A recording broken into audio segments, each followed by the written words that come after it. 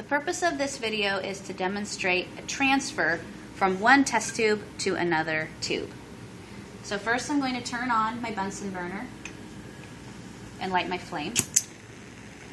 And there's another video that goes over how to make sure that you have a nice inner blue cone. You can review that if you need to. So the first thing I'm going to do in a tube-to-tube transfer is consider, do I want to hold one tube at a time or two tubes at a time? This first video will demonstrate one tube at a time. First, I will sterilize my loop. Now as I get into the nitty-gritty of the transfer, I will still be talking to you, but always remember that when you're doing a transfer, you should not be talking because it moves the air around, and the more the air moves around, the more likely dust could fall into your tube. And even this amount of time now I've been talking, so I get a little bit OCD about this. I'm going to re-sterilize my loop just to be on the safe side. And now it's ready for a transfer.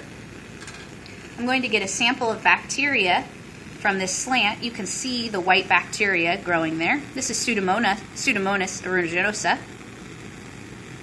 And then I need to make sure that the slant is in such a way that when I put my loop in, I can pick up the bacteria. Okay, I'm going to flame my loop one more time as I've been talking. Now I'm going to remove the cap. Don't touch below the ridges or you could contaminate your tube. I'm going to remove the cap. Now I'm going to flame the mouth of the tube 2 times. I'm going to stick my loop into the tube. I'm going to touch down in one spot to make sure my loop is cool, and then a second spot to pick up live bacteria. I'm going to remove my loop, flame the mouth one more time. Put the lid back on very carefully. Now I'm going to set this test tube down in the rack and pick up my sterile media tube that I'm going to inoculate with Pseudomonas aeruginosa. I'm going to remove the lid, again, keeping my fingers on the ridged part.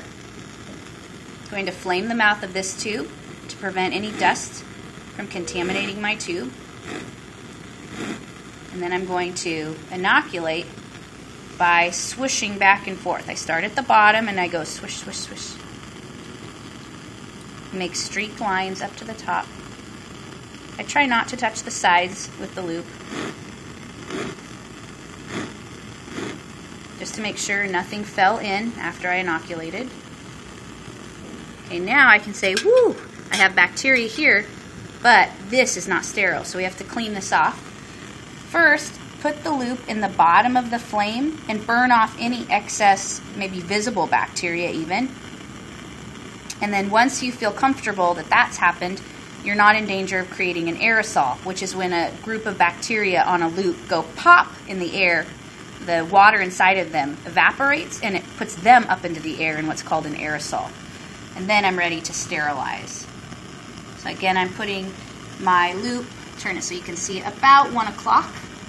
And notice I don't have my loop way down here and I don't have my loop way up here. It's right in the middle of that cone, tilted about 1 o'clock. And that's a nice sterile loop. I'm going to set it down on the table. Remember, don't set it accidentally on the tubing.